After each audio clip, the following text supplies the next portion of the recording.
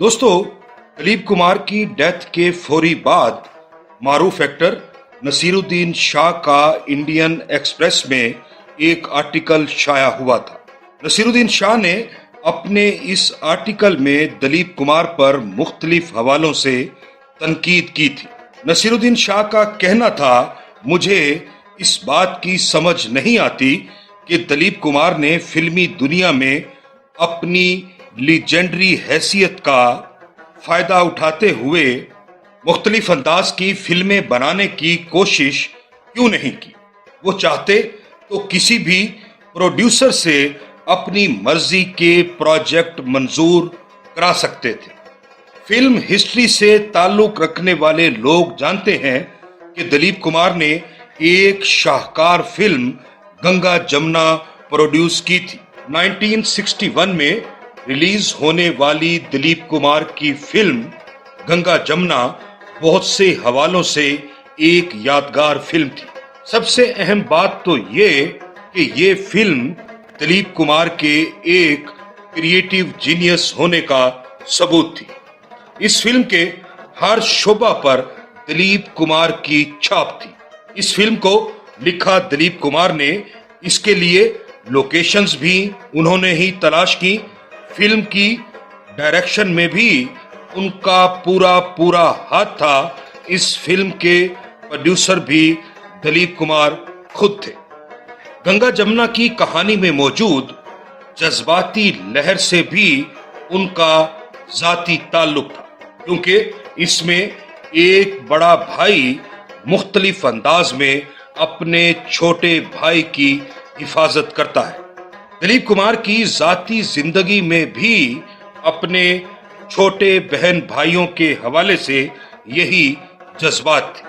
गंगा जमुना वो फिल्म थी जिसे दिलीप कुमार अपना बच्चा कहते थे।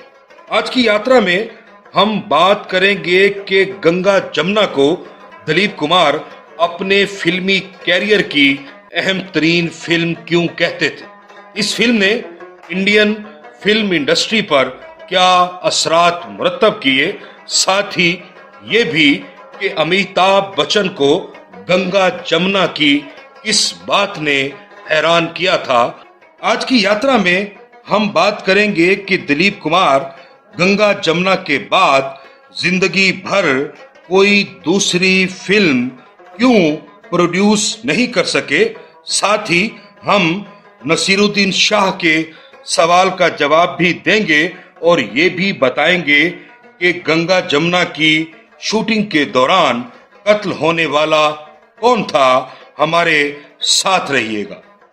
गंगा जमुना दिलीप कुमार के क्रिएटिव जीनियस होने का सबूत थी। इस फिल्म को जिस बड़े कैनवस पर दिलीप कुमार ने सोचा था, वो सब कुछ एक खास तरह की अहमियत का हामिल है। उस दौर में कोई भी राइटर और डायरेक्टर फिल्म के समाज पर असरात को इस अंदाज से नहीं देख रहा था जिस अंदाज से दिलीप कुमार ने देखा।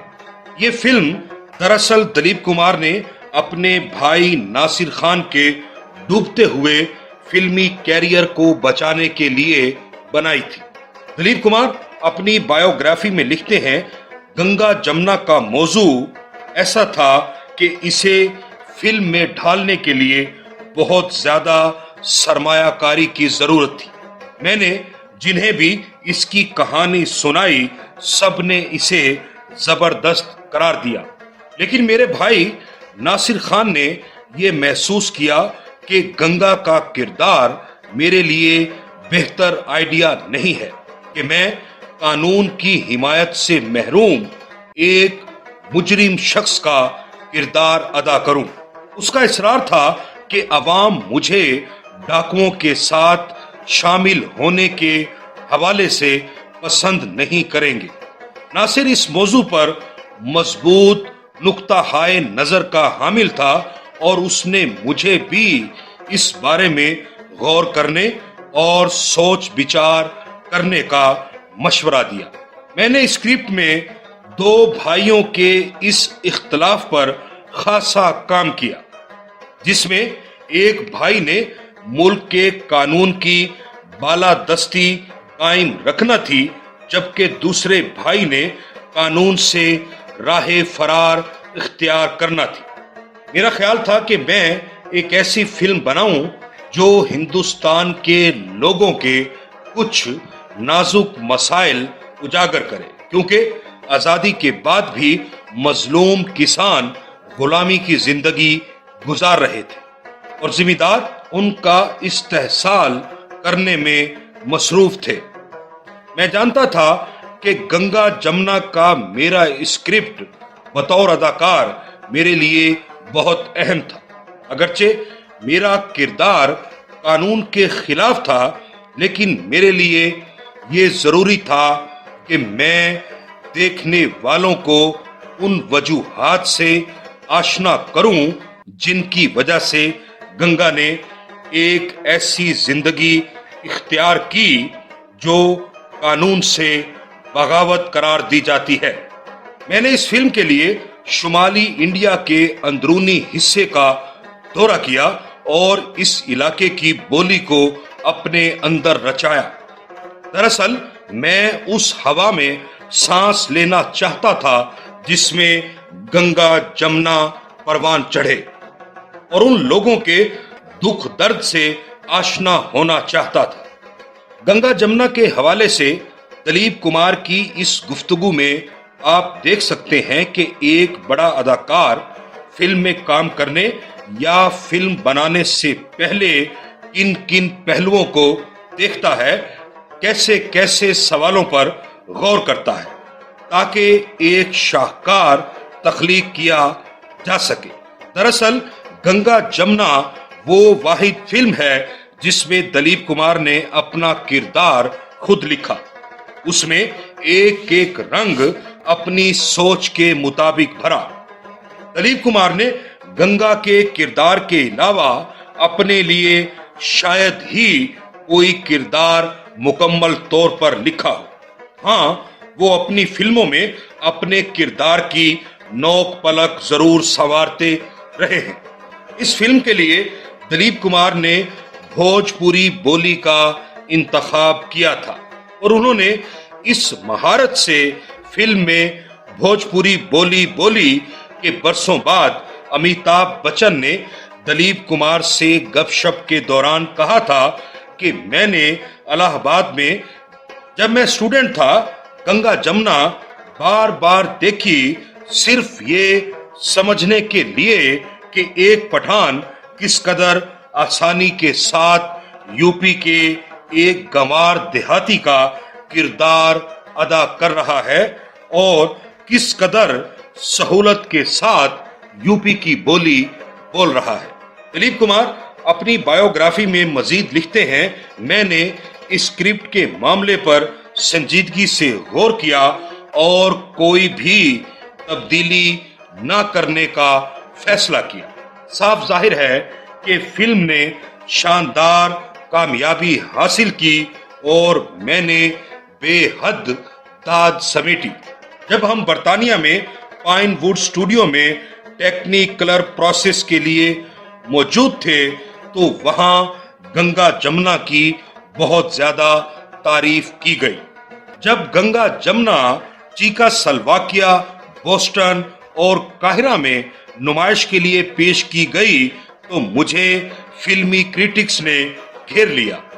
उन्होंने फिल्म को सराहा और मेरी अदाकारी ने उनके तजस्सुस को उभारा। वो ये जानना चाहते थे कि इस फिल्म के हवाले से किस कदर तहकीक की गई। मैंने उन्हें बताया कि मैंने स्क्रिप्ट, किरदारों, भोजपुरी बोली और कहानी के मंतकी अंजाम पर किस कदर काम किया है।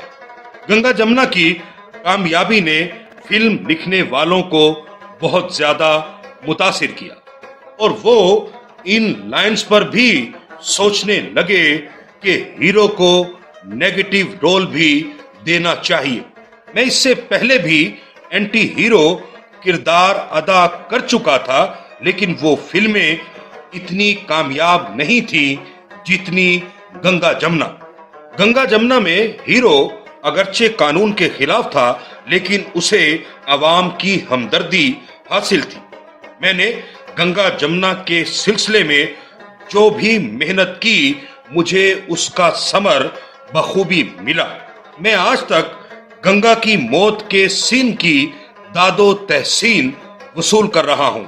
दोस्तों, कमोबेश 17 फिल्मों में काम करने के बाद दिलीप कुमार जाती प्रोडक्शन की तरफ आए और उन्होंने गंगा जमुना के नाम से फिल्म बनाने का ऐलान किया। गंगा जमुना 1960 के करीब मुकम्मल हो गई थी, लेकिन 6 माह तक इस फिल्म को सेंसर बोर्ड सर्टिफिकेट नहीं मिल सका। दरअसल एक ताकतवर लॉबी उस वक्त दिलीप कुमार के रास्ते में आकर खड़ी हो गई थी, जिसमें सियासतदान और फिल्म इंडस्ट्री के लोग भी शामिल थे। और इसकी वजह ये थी कि दिलीप कुमार, जो एक क्रिएटिव जीनियस थे, वो अपनी पहली ही फिल्म को ट्रेंड सेटर बनाकर एक तारीख मुरतब कर चुके थे और यही बात उनका नेगेटिव पॉइंट बन गई। जब गंगा जमुना को सेंसर बोर्ड के सामने पेश किया गया तो इस फिल्म के मरकजी ख्याल, जबान, हत्ता के डायलॉग्स पर भी एतराज किए गए और कहा गया कि फिल्म फहाशी और तशद्दुद पर मबनी है। सेंसर बोर्ड ने इस फिल्म पर 40 कट्स लगाए, जबकि दिलीप कुमार का कहना था कि इस फिल्म पर ज्यादा से ज्यादा 4 कट लग सकते हैं। अपनी फिल्म को पास कराने के लिए दिलीप कुमार रोजाना सेंसर बोर्ड चेयरमैन के ऑफिस जाते और घंटों बाहर बेंच पर बैठे रहते। उन्होंने चेयरमैन को समझाने की पूरी कोशिश की, लेकिन वो दिलीप कुमार की फिल्म को पास ना करने का फैसला कर चुका था। दिलीप कुमार अपनी इस शाहकार फिल्म को मारने के हक में नहीं थे। जब कोई रास्ता ना रहा तो उन्होंने उस वक्त के वजीर आजम पंडित नेहरू से मुलाकात का प्रोग्राम बनाया। इंदिरा गांधी ने दिलीप कुमार की पंडित नेहरू से मुलाकात का एहतमाम किया। मीटिंग में दिलीप कुमार ने पंडित नेहरू को न सिर्फ अपनी परेशानियों के बारे में बताया, बल्कि ये भी बताया कि सेंसर बोर्ड ने किस तरह गैर मुंसिफाना काम किया है। दिलीप कुमार से 1.5 घंटा जारी रहने वाली इस मुलाकात के बाद पंडित नेहरू ने मोरारजी देसाई को ये जिम्मेदारी सौंपी कि वो खुद मुंबई जाकर इस मामले की तहकीकात करें। अगली रात को मोरारजी देसाई के लिए गंगा जमुना का स्पेशल शो रखा गया, लेकिन वो फिल्म देखकर खामोशी से चले गए। दिलीप कुमार का कहना है कि वो रात भर सो ना सके। उन्हें लगा कि मोरारजी को ये फिल्म पसंद नहीं आई। अगर पसंद आती तो वो फिल्म के बारे में जरूर कुछ ना कुछ बोलते। लेकिन अगले ही दिन मोरारजी देसाई ने दिलीप कुमार को अपनी रिहायश गाह पर बुलाया। इधर उधर की बातों के बाद मोरारजी ने कहा, चेयरमैन कितने कट्स चाहता है? तो दिलीप कुमार बोले 40। आपने कितने कट मान लिए? तो दिलीप कुमार ने जवाब दिया 4। लेकिन पहले आप ये बताएं कि आप कल चुपचाप क्यों चले गए थे? फिल्म के बारे में कोई बात नहीं की। मोरारजी देसाई मुस्कुराकर बोले, मैं उस वक्त क्या बोलता, मुझ पर तो फिल्म का ऐसा हैंगओवर था कि मैं सारी रात इस फिल्म के असर में रहा। आप कल जाकर चेयरमैन से सर्टिफिकेट ले आए। अगले रोज जब दिलीप कुमार सर्टिफिकेट लेने के लिए बोर्ड के ऑफिस गए तो उन्हें पहले की तरह बाहर बैठने के लिए नहीं कहा गया। यूं उन्हें उस फिल्म का सर्टिफिकेट मिला जो एक ट्रेंड सेटर फिल्म थी। सेंसर बोर्ड के साथ इस लड़ाई ने दिलीप कुमार को बहुत ज्यादा नुकसान पहुंचाया और उन्होंने गंगा जमुना के बाद कोई फिल्म प्रोड्यूस नहीं की। गंगा जमुना के मरकजी एक्टर होने के अलावा दिलीप कुमार इस फिल्म के गैर एलानिया एडिटर और डायरेक्टर भी थे। यूं बैक वक्त बहुत सारी जिम्मेदारियां पूरी करना बहुत ही मुश्किल काम है। यूं भी एक आर्टिस्ट के लिए मुश्किल है कि वो ऐसे काम करे। आर्टिस्ट का मूड ज्यादा अहम है, जिम्मेदारी नहीं। दिलीप कुमार का गंगा जमुना के बाद दोबारा प्रोडक्शन की तरफ ना आना एक आर्टिस्ट के मिजाज और कारोबारी जहनियत के फर्क को भी जाहिर करता है। दिलीप कुमार ने अपने एक इंटरव्यू में कहा था, फिल्म बनाने के लिए फाइनेंसर्स को तलाश करना, उनके साथ डील करना और आखिर में सेंसरशिप की बेइज्जती से गुजरना बहुत तकलीफदेह होता है।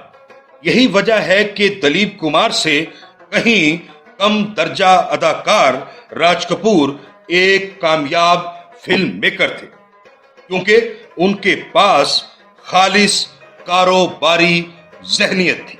गंगा जमुना पर सेंसर बोर्ड के एतराजात में सबसे अहम एतराज ये था कि ये फिल्म डाकुओं पर मुश्तमिल है और समाज में तशद्दुद की राह हमवार करती है।